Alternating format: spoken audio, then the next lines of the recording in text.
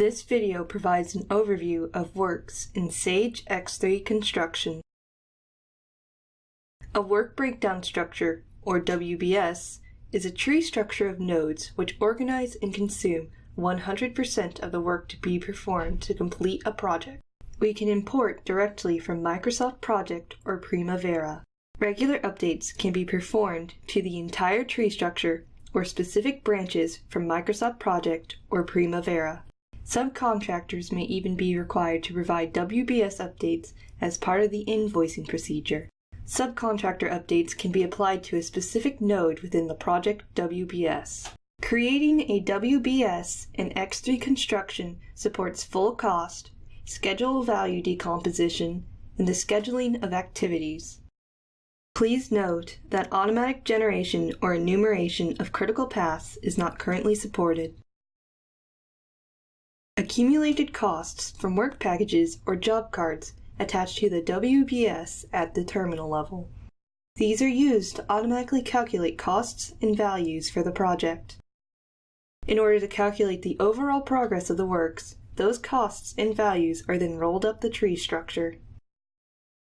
Now, let's look at WBS within X3 construction. The path field displays the selected work breakdowns branch and its index. The Details tab shows the parent, contract, deliverable, and subcontract, if applicable, to which this work breakdown is attached. The Financial tab provides information on associated costs, EVM metrics, and organizes data into a financial breakdown. The Import tab has details on the origin of the work breakdown if imported from Microsoft Project or Primavera. The Payment Application History tab lists the contribution of this node and its children to each of the payment applications displayed. WBS Visualization offers an interactive view of the tree structure. Clicking on a visualization from a selected work breakdown will focus on its branch. Users can click on individual nodes to show connected branches in respective nodes of the selected project. X3 is capable of managing enormous projects like the sample mega project from the Middle East. This structure shows over 15,000 specific nodes and over 300,000 specific activities encompassed within this project.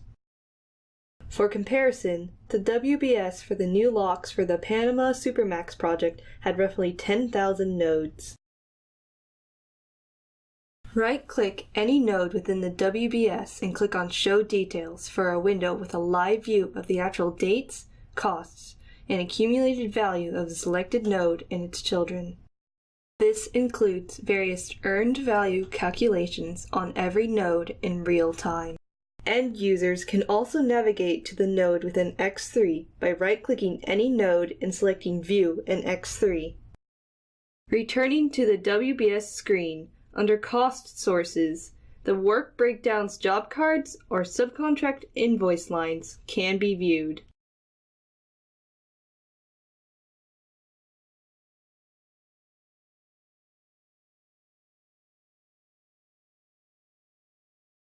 An aid to managing a project, X3 Construction provides an Earned Value Management or EVM graph which displays several key metrics over time. This chart's purpose in project management can be compared to a manufacturing control chart. ACWP, which is actual cost of work performed, or actual cost, in this case the blue line, captures the actual costs that were incurred to accomplish the work performed to this date.